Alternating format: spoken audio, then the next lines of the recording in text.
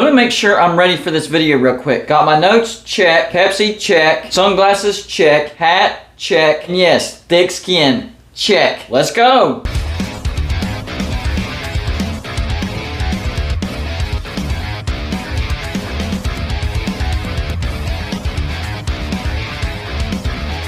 Welcome to Golden Bluted, everybody. If you are a college football fan, please go ahead and hit that like and subscribe button because that's all we do here. Videos every single day. And when you get a chance, go check out our Patreon page. We have a lot of great perks over there. We call our Patreons the shot callers because they call the shots around here. Remember, $5 and up Patreons will get to decide the game that we're going to live stream in the regular season, and you'll get to watch with me, Golden Bluted. And our score prediction contest will be coming back. Every week I'll pick out a game, and my Patreons will pick the score, and whoever comes close to the score wins $20. And you can win as many times as you want. You know, one thing that really gets on my nerves about this whole Power 5 situation is that there's teams in the Power 5 conferences right now that do absolutely nothing in football. And yes, I'm only talking about football because in basketball there's no such thing as the Power 5. That's just in football. And I don't care if the team is a founding member or if they contribute academically so it raises the academics of the conference as a whole. I'm going by what they have done on the football field. And some of these numbers have straight up shocked me. I was not expecting this. So I'm firing teams from Power 5 conferences and I'm going by their win-loss record over the past 10 years. Pretty simple. All you have to do is have a winning percentage, even if it's just by one game, a winning percentage to keep from getting fired from Golden Bluted. Some of these teams are probably going to shock you. Some of them you're like, yeah, I knew it was coming. First, we'll start off in the SEC, and this is one of the teams where you knew it was coming. Vanderbilt. They have been horrible over the past 10 years. 47-74. That is a winning percentage of 38.8%. Absolutely horrific. They've had one season where they didn't win any games. That was in 2020, so that was recently. And then, of course, last year they went 2-10. I will say, in 2012 and 2013, which is the beginning of this 10-year stretch, when James Franklin was over there, they did go 9-4 and 9-4. But ever since then, not one stinking winning season. Sorry, Vanderbilt, you're fired. The next team in the SEC, this is one that will surprise you. And it's going to make some fans mad, actually, and that's Arkansas. Yeah, Arkansas, they've been pretty bad. Overall, 49-73 over the past 10 years. That's a winning percentage of 40.1%. That is bad. I don't care how you twist it. They did have a 9-4 season last year, so that did help. But besides that, they've had two 2-win seasons, a couple of 3-win seasons, a couple of 4-win seasons. It's just been a bad decade for Arkansas. Sorry, Arkansas, but you're fired. Here's the silver lining, and I forgot to mention this before I got into this. My criteria, yes, is over the past 10 years, but you can earn your way back into it, and I would go by 5-year slots after this. If you have a winning record in the next 5 years, you get back into the Power 5 conference. But I'm still watching you if you do get back in. All right, on to the Big 12. The first team, not going to surprise you, and this is Kansas. And Kansas is the bottom of the barrel. It's worse than what I thought. Overall, 18-99 over the past 10 years. How does that even happen? That's a winning percentage of 15.3%. Their best seasons have been 3-win seasons, and they've had 4 of those. But they've also have 2 seasons where they won no games, 2 seasons where they won just 1 game, and 2 seasons where they just won 2 games. This is absolutely mind-boggling. I have no issue firing Kansas from a Power 5 in football. Do better. But this next team in the Big 12 might surprise you, and that's Iowa State.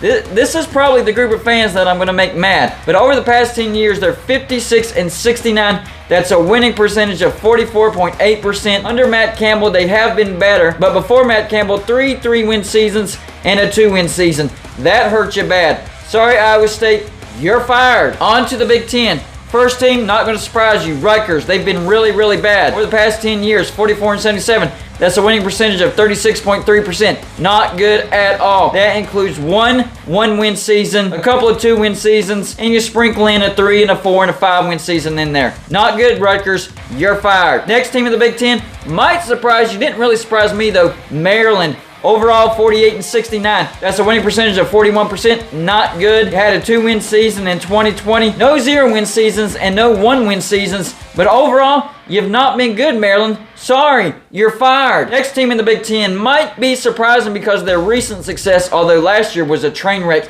Indiana. Over the past 10 years, not very good at all. 51-68. That's a winning percentage of 42.8%. Last year, they had a 2-win season. That hurt you really, really bad. But besides that, some 5-win seasons, some 4-win seasons, a couple of 6-win seasons.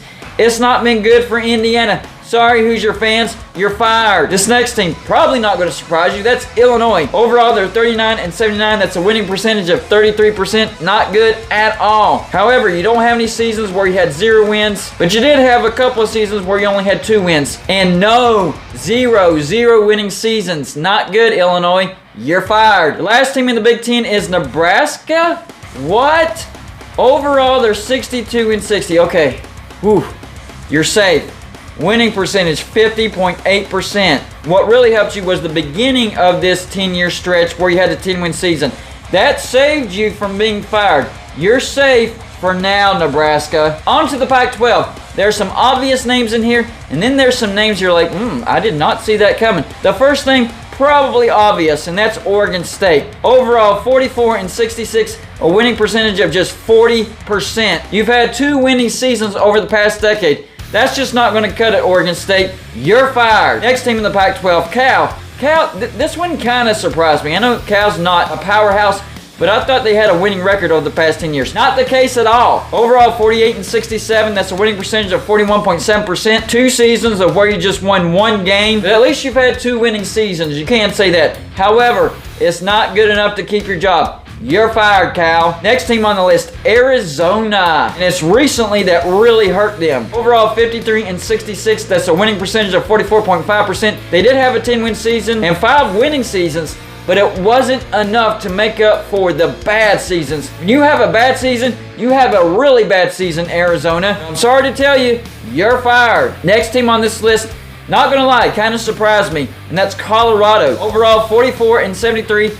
Winning percentage of 37.6%. That's not good at all. You did have a 10-win season in there, but to counter that, you've also had a 1-win season, a 2-win season, 3 5-win seasons, and 3 4-win seasons. That's not good at all. Not going to cut it. You're fired, Colorado. And finally, the ACC. A lot of teams in the ACC getting fired, just letting you know. The first team, Duke, but it's closer than you realize. Over the past 10 years, 62-64. 49.2% is what their winning percentage is.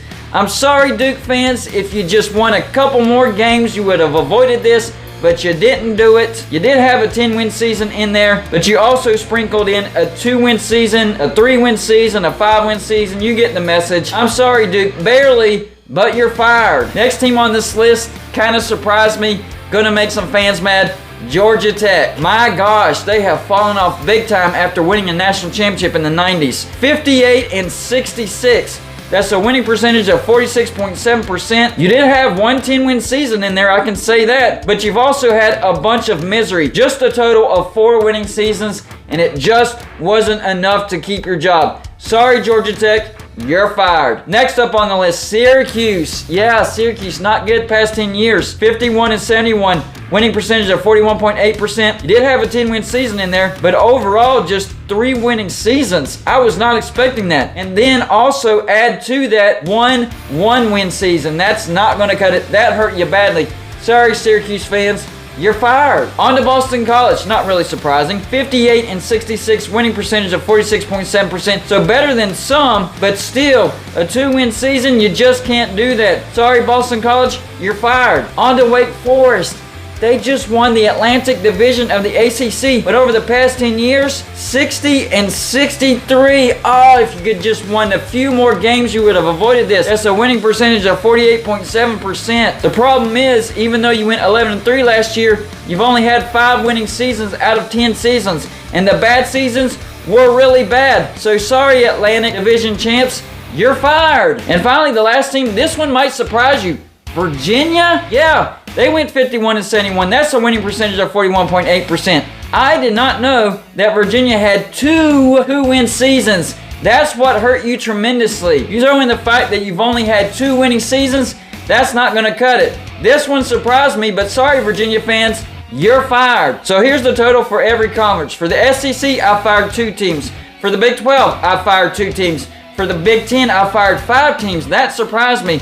For the Pac-12, I fired 4 teams. And for the ACC, I fired 6 teams. Here's a list of teams that could replace those teams. Cincinnati, Houston, UCF, BYU. And they're already headed to a Power 5, but I still had to put them on the list. But there's also Memphis. I think Memphis could replace one of these teams. I think Marshall. I hate Marshall. I can't stand them. But Marshall has been successful over the past 10 years, and they've been climbing the ladder of college football from FCS to MAC to Conference USA to now Sunbelt. I think Marshall could make the next jump to a Power 5. Also on the list, Boise State. Duh, everybody knows that one. There's also Fresno State. They've been pretty successful.